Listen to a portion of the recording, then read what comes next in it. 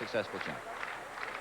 This is the men's 400, the world and American record. Butch Reynolds, 43.29, the collegiate mark belonging to former San Jose State runner Lee Evans, and the meet record, Danny Everett of UCLA, 44.34. There you see Quincy Watts. That's the lane on the left-hand side, the numerical listing. Quincy Watts will be in lane 4. Travis Hanna, his roommate in college, will be in lane 5. There you see them getting ready. Quincy Watts, there he is right there, Larry. He had the fastest time in America this year. 44.43, fourth in the 91 NCAA championships right here at Hayward Field. And the 400 meters with a time of 45.58. Phil, he had a superb year last year, really blossomed as many people felt he would, made our world championship team. The event, if you're not familiar with track and field, the World Championships, which has been an every 4-year event, is looked upon in the sport as at least the equal of the Olympics, and he had a brilliant event. That's a good point. And there is Travis Hanna, his teammate. Hanna, the defending Pac Ten champion at 400 meters, and look at his time a year ago, 46.16.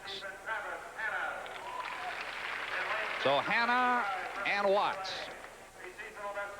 roommates at Southern California, when they both arrived in Los Angeles, they said they were a little bit suspect of each other, didn't know how they were going to relate. As well, once they became roommates, it was wonderful. Oh, that's great. You know, now there he is, Watts.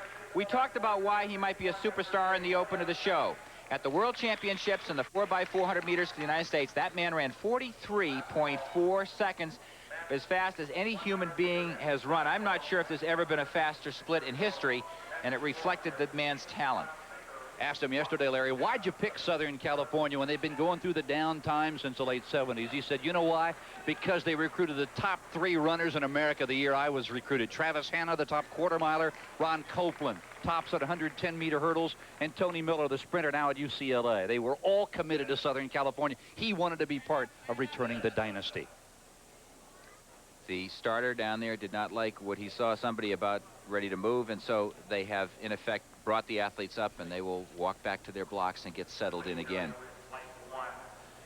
Kind of a, I've never heard of this, Phil, but right there you see Watts. This is a rather amazing thing, but he ran his leg in Tokyo and got sick afterwards, and the vomiting was so intense, and I don't know whether it was, I can't say it was the effort because I've never heard of this, that he dislocated his jaw from the violence of the vomiting attack that hit him.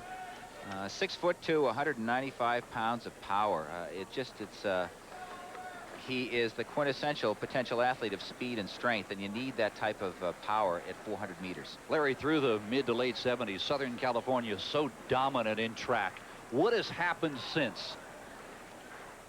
I'm sorry, Phil, I missed that. I just been motioned over here that lane 1, Arizona's Chris Amos, has been disqualified for, in effect, jumping the gun. You're thrown out of conference championships if you do beat the gun. What's happened to Southern California since the late 70s? Good question. Don't know. Coach Jim Bush is trying to bring back the team right now. They are strong in certain events, but they have not been, for many years, really, they haven't been able to replicate what Coach Vern Wolf did in the 60s, and they're trying to build their program back up again. All eyes on lane 4 and lane 5. Good start by Travis Hanna in lane 5 as he absolutely exploded out of the blocks. Watts has not tried to establish himself yet. As a matter of fact, out in lane 6, Michael Williams probably has a slight lead right now down the back stretch. And here comes Quincy Watts. Oh, look at Watts fly by teammate Travis Hanna, and now he is moving into 3rd. He's trying to run almost even splits here, Phil. Let's see if he can carry that strength all the way. Look at the power.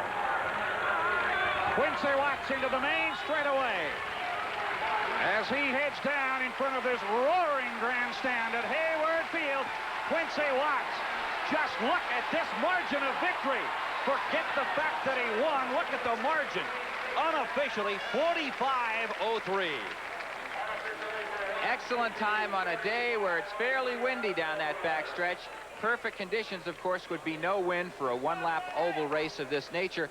But it's going to hurt you when you run into the wind here. It's probably blowing at an average of 5 to 7 or 8 or maybe even 10 miles an hour.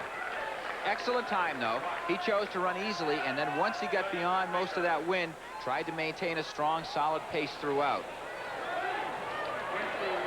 Michael Williams, number 85 in your screen there, had the early lead for about the first 170 meters of this race, and then it was the power and strength of Watts that just showed his tremendous talent to the rest of the field. He won by about 5 meters. Quincy Watts, he wins it easily, unofficially. His victory in the 400 meters, timed at 45.03. His Trojan teammate and roommate Travis Hanna finishing second, and UCLA's Derek Baker taking third. And with us is Southern California Trojan Quincy Watts. Quincy, you told me yesterday